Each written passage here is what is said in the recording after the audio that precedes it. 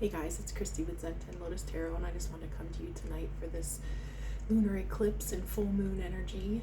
And we're going to do a reading for the sign of Aries. I'm going to try and get through as many as I can. We'll see what comes out. I feel like the reading is shifting in some way. If it's a generalized reading, if it's a reading that is for the collective, I will be sure to label it that way. But my intention for this video currently is to do a reading for Aries. So I hope you're enjoying your evening. Hope you're going to get the ability to see that lunar eclipse outside, up close and personal if you get the opportunity to. I'm going to try and see it from here. We'll see. Sometimes it gets a little cloudy and it's not always visible, but I'm going to try and see it. So I hope you're enjoying this evening. Otherwise, we're going to go ahead and get started. So the first card that I chose for Aries tonight, because this lunar eclipse is so transformative and the energy is super heavy, right? It's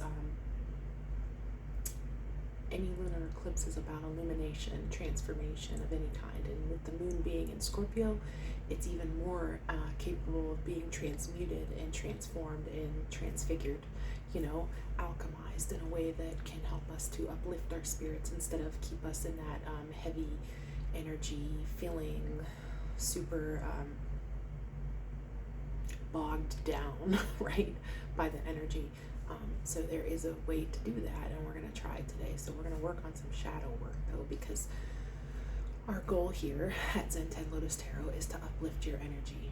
We utilize tarot in that manner to heal, you know, to do the shadow work, to do the healing in order to become a higher version of ourselves. You know, our highest version is the goal, where we can feel content, where we can start to manifest the things that we actually do want and not the things that we don't want into our energetic field, right? We want to attract the good. Happiness is most people's idea of abundance, you know, happiness, fulfillment, self-actualization, you know, all your wants and your needs being met. And the best way to begin doing that is to become self-aware of what it is that's going on within us and why and how we can transform it in order to serve us in our own journey of self-love, self-discovery, self-awareness, and becoming our highest and best self. So the first card that I chose for your shadow work, Aries, is the Artificial Heart, is what it's called. This card is in the staging. This deck is about grief, right? I talk about it all the time, but we're all going through a grieving process, individualized, every single day, every moment of every day. Things from our past, things from current, things that we don't even recognize that we're actually grieving until something triggers us in a manner that illuminates, right? Because that lunar eclipse and that moon energy, that full moon energy is going to illuminate things to us. And so when the energy is heavy, a lot of times things are illuminated to us, whether that's through our intuition, whether that's through our gut instincts, whether that's through our knowledge, you know, picking up clues or things like that. Whatever it is, you know, we can feel that whatever it is within us that's not healed begin to be triggered, and especially around the full moon energy, right? So Artificial Heart is in the stage of grief called bargaining, right? And there's 5 stages of grief.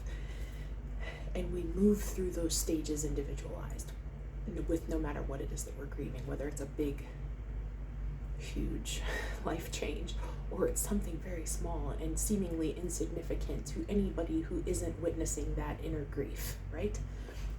So a lot of times people will like to say, like, you know, get over it, get up, get moving, you know, keep going, push forward, forget about it, put it in the past, you know, and I'm not going to give you garbage advice, because grieving is an individualized process. You get to perceive your grief however you perceive it, and nobody, not anybody, can tell you you're doing it wrong, you know. We hope that you do it healthy, right? Grieving can be very destructive if we allow it to get out of hand. And when I say that is I mean when we try to internalize that grieving process completely alone, a lot of times we don't do it very constructive, right? We can tend to do things in a manner that puts us on a path that's not meant for us, on a path that's destructive in nature, on a path that's like a spiraling out of control. And we got to be able to recognize when we're not okay, and to grab for help in any way that we can if we're not okay. Even if that seems foreign to you, even if anything that you've ever dealt with in the past and your coping strategies that you've learned, that blueprint of grief resolution, hasn't been the healthiest. You know, maybe you've done it alone in the past. Maybe you were super introverted, and that's something that you just didn't do, was ask for help. You know, the last thing you ever wanted to do was to burden anyone else with your stuff, right? Because it's a burden to us. Like, we want to put that on someone else, right? And that's completely understandable that some people feel that way, but it gets to a certain point in time where you have to start to recognize when it's you're gonna self-destruct if you don't get the help that you need, whether that's counseling, whether that's therapy, whether that's a friend that you can just trust with everything you have, you know, and be upfront and honest with that person. You know, whatever it is, it's like, if you're feeling in a place where you think that you need help, you should get it, you know, whatever way you can. But bargaining is a stage of grief where it's like, it's not like you're in denial of anything that has occurred in your life that's changing or shifting or moving in a direction that is putting you on that path of grieving, but it's like you're wanting to like bargain. Like, if I do this, will I do this? Can I get that in return? It's almost like, it's like, say we're talking about a death in general, you know, like, I promise God that, you know, I'll pray every day and I'll do everything right and I'll never lie again and I'll never steal again and I'll never cheat again or whatever. Just don't let me get caught, or don't let me get, take somebody, you know, and make them healthy again, or whatever it is, you know. And it's like, it's almost like your brain hasn't completely and utterly wrapped your head around this loss in your life, whatever it is that you're grieving. And again, I'm not going to guess what you're grieving. This is a, you know, Aries collective reading, so it's not an individual reading, but anybody that's watching this, if it resonates, you know, I don't know what you're grieving personally, but I can tell you that artificial heart talks about you're in this pattern of not yet accepting or internalizing the actual loss. It's like you'd rather go ahead and distract yourself, or you'd rather come up with new ideas in which ways you think you will no longer recognize that the grief is existent, or that the loss has occurred, or that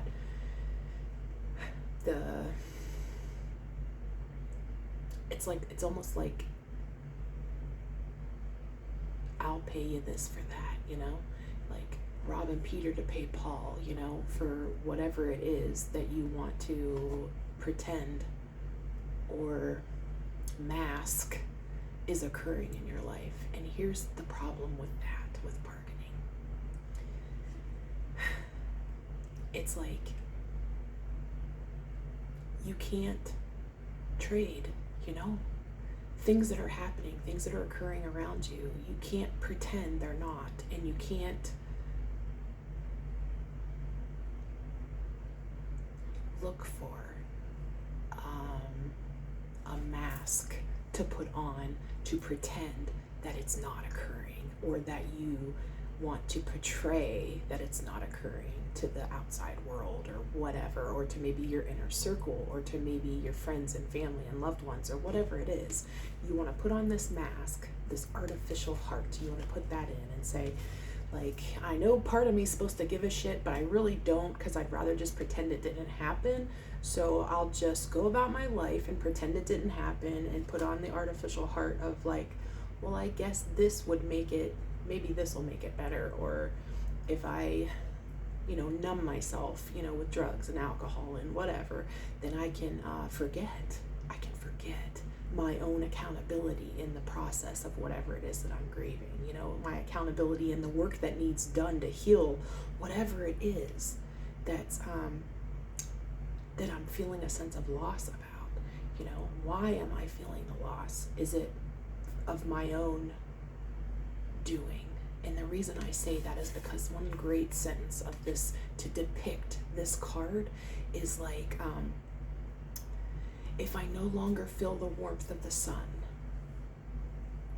will I blame the sun for not shining, or will I blame myself, from turning away from it or whatever, and it's like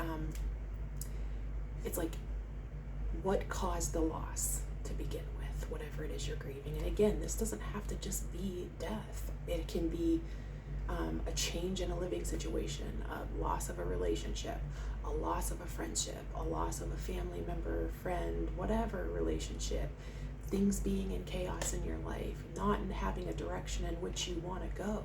And it's very apathetic, this card of I'm just gonna put on a mask that I'm okay, because eventually maybe I will be. And if I just pray and do the right thing going forward, maybe I won't ever have to think about this again.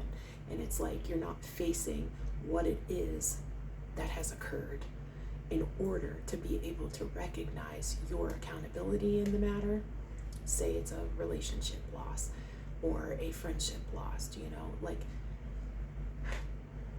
you can blame everybody, right? But you can't change anybody.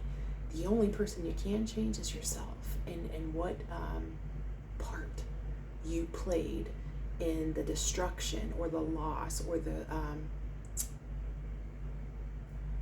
having to grieve it in the first place, whatever it is that you're dealing with. I say this in relationships because I'm feeling a strong intuitive pull to say that it's a relationship of some sort, whether that's a friendship, love relationship, whatever it is. What was your part in it? You can't buy an artificial heart, you can't click on eBay and go find yourself an artificial heart and pretend to feel if you don't feel. And if you don't feel, why don't you feel? That's something you need to explore. If you're not having, or you're capable of putting on a mask and pretending that nothing is wrong. What within you is not willing to recognize within yourself that needs healed, that really and truly needs some attention. And I don't know what that is for you. I mean, a lot of times I've known a lot of people who fall into the pattern of addiction or self-medicating or numbing or whatever, just to forget, or not taking accountability and blaming everybody around them, for their own shit. And it's I'd like to say to them, can you take a step back and notice that you do feel, even if it's superficially, it's a loss and you do feel it. And if you numb it, you can't feel it. So recognize what your behavior patterns are in order to mask it. What's your artificial heart? Is it alcohol? Is it drugs? Is it sex? Is it escapism? Is it abandonment? Is it running away from any problems? Is it pretending they don't exist? Is it masochistic in nature, to where you love that feeling of being the victim? Is it that you love negative attention? What is it within you? You have to start taking accountability on why you don't want to feel like you'll do anything to bargain your way out of it. Or to take accountability, you'll bargain your way right out of doing that as well. So it's really a healing process, and this can trigger a lot of people. And I'm going to put a little trigger warning in the comments, or the description or whatever of this video. But it's and I can tell you personally, literally, that you can be on a path of healing for years, years that maybe people don't even know about, but a thing will come up and trigger you and trigger a space within you, whether it's a childhood wound of abandonment, whether it's the feeling of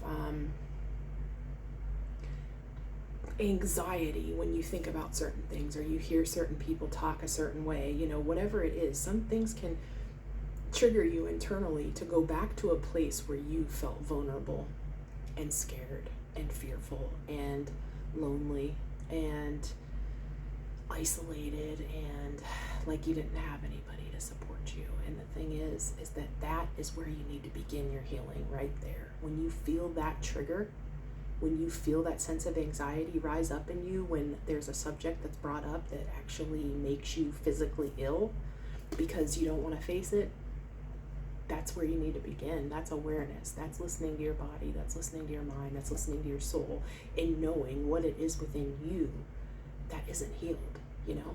And like I said, this could be something you think is healed years ago, and then all of a sudden, boom, something pops up and something triggers you to remember that still bothers you, that still is a space of like putting salt in a wound, you know, or peroxide, and it's bubbling up, and it's, you know, getting you into that old space of thinking and feeling, and then all you want to do is just run, you know, instead of heal. And the thing is that we can't transmute any kind of energy.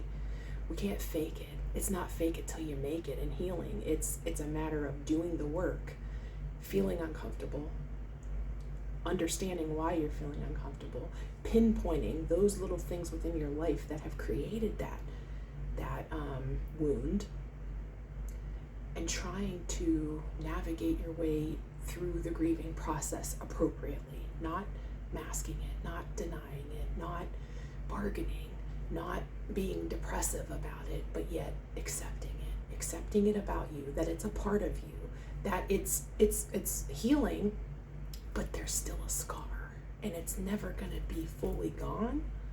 But how can you quit picking at it? You know, how can you quit picking at that scab? How can you not put a Band-Aid on it and pretend it's not underneath the Band-Aid, but how can you make that tissue, you know, grow healthy again, you know? And here's me in my nursing wound care like assessment in my head, but you know, how can you make that tissue healthy again? How can you begin to, you know, feed your body with vitamins and minerals and things like that to help to soothe and to keep your body and mind clear in order to think clearly and to grieve, you know? Allow yourself to grieve appropriately, as far as, you know, moving through the stages of grief as minimal heartache as possible, forgiving if that's what you need to do, forgiving yourself, you know, and taking accountability for why it is that you do the things you do, and why it is that you choose behaviors that don't serve you in order to destruct you instead of to build you up.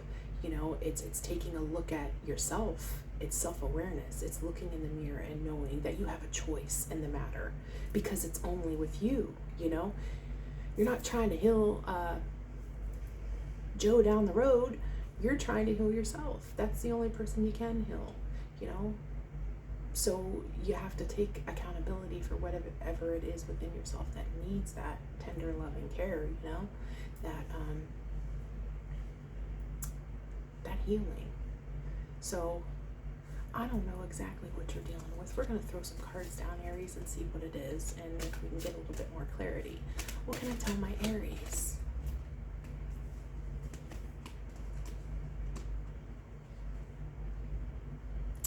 It's like you're holding on or holding back. Could be holding back from speaking with someone, could be holding back some feelings, some things that are going on in your life, could be even having money troubles, and you're holding that back.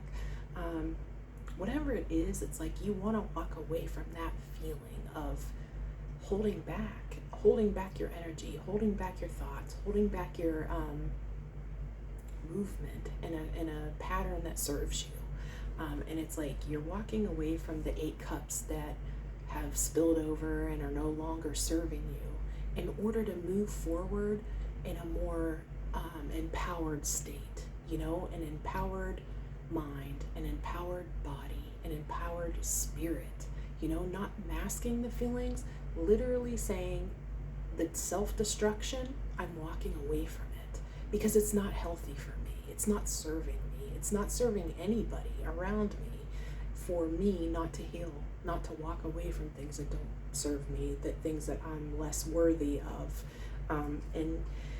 And it's like, you want to build, you know, you want to grow, you want to collaborate, you want to find your niche, you know, you want to find, the Three of Pentacles can even talk about a higher existence. Maybe you're confused in the matter, and that's where that apathy comes in for you, is that you just don't know what you believe. You know, sometimes we need to know that there's something bigger than us out there. You know, God is real, and God will show you he's real. He's going to show you in every way he can until he opens up your heart and you allow him in.